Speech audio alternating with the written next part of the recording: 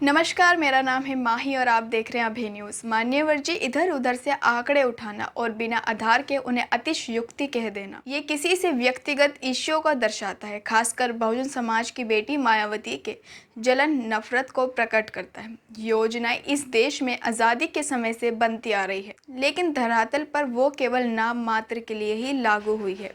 Doctor Ambedkar ग्राम्य विकास योजना कांग्रेस के शासनकाल में बनी और खूब प्रचार हुआ, लेकिन धरातल पर कोई कार्य नहीं हुआ। मान्यवर काशीराम साहब ने जब नारा दिया, जो ज़मीन सरकारी है वो ज़मीन हमारी है, जब नारे की धमक इंदिरा गांधी तक पहुंची तो ज़मीन के पट्टे जानबूझकर दबंग ठाकुरों द्वारा कब्जाई ज़मीन से काटे गए, जिन पर जो भी SC ST पट्टाधारी कब्जा लेने पहुंचे उसे बदले में मारपीट गोली मिली, जिसकी दशत में पट्टाधारी पट्टे को दोबारा चुपचाप बैठे रहे। लेकिन जब बहन जी चीफ मिनिस्टर बनी तो मान्यवर काशीराम साहब ने मायावती को कहा कि तुम्हें जब तक कोई नया पट्टा नहीं काटना है, पहले जो बेवकूफ़ बनाने और मरवाने के लिए पट्टे दिए गए थे उन्हीं पर कब्जा दिलवाना है, और इस काम को केवल मायावती ही कर सकती है। मायावती ने इस चुनौतीपूर्ण कार्य को अपना सामाजिक कर्तव्य और समाज सेवा समझा। उन्होंने चीफ मिनिस्टर की हैसियत से ही यूपी के प्रत्येक जिले के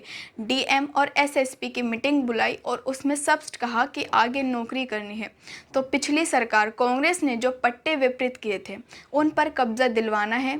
सभी DM SSP ने कहा कि हम तो शासनादेश से बंधे हुए हैं, पिछली सरकारों की ऐसी मंशा नहीं थी कि कब्जे मिले और ना ही हमें निर्देश दिए गए थे। अब आपकी मंशा हमें कब्जा दिलाने की नज़र आती है तो हम अपना कर्तव्य निभाते हुए पट्टे दिलवाने का पूरा प्रयास करेंगे।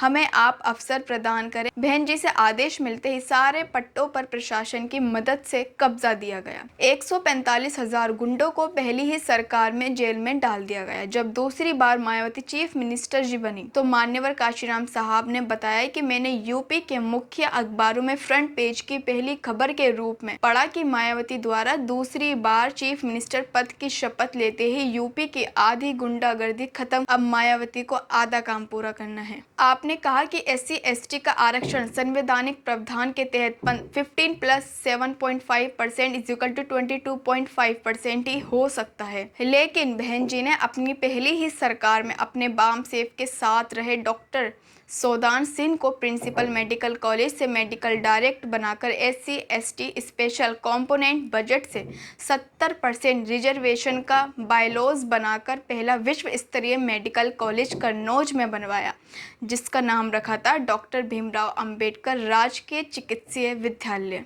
कन्नौज, जिसे अखिलेश ने बाबा साहब से नफरत दिखाते हुए उनके नाम में से डॉक्टर भीमराव अंबेडकर हटा दिया और सवर्णों को कोर्ट का रास्ता दिखाया कि आप कोर्ट में 70% रिजर्वेशन का विरोध दर्ज करो। कोर्ट ने इस पर संज्ञान लेते हुए इसके बायलॉज मंगवाए, लेकिन बायलॉज देखते ही कोर्ट को फैसला देना पड़ा कि ये 7 medical college Kannauj, Saharanpur, Budaun, Gautam Buddh Nagar, Jalaun, Firozabad, Ambedkar Nagar special component budget SE SC ST student के लिए ही बने हैं। 30% जनरल स्टूडेंट्स का प्रावधान किया है। ये इसे भी हटा सकते थे। प्रत्येक कॉलेज में 100 सीट होती है। मेरी लड़की कन्नौज से ही MBBS की छात्रा इंटर्न में है। मैंने खुद उसका बायलॉज पढ़ा है, एडमिशन करवाया है और उन सभी SC ST छात्रों के अधिकांश पेरेंट्स से मिला, हम जिनमें कई मेरे खुद स्टूडेंट्स रहे हैं। तो इसमें अतिशयोक्ति किस बात की है? इसका मतलब है कि आपको जानकारी नहीं होने के कारण मनुवादी मीडिया ने जैसे बहकाया उसे ही सही मानकर आपने अंदर बहन जी के प्रति दोष पैदा कर लिया है,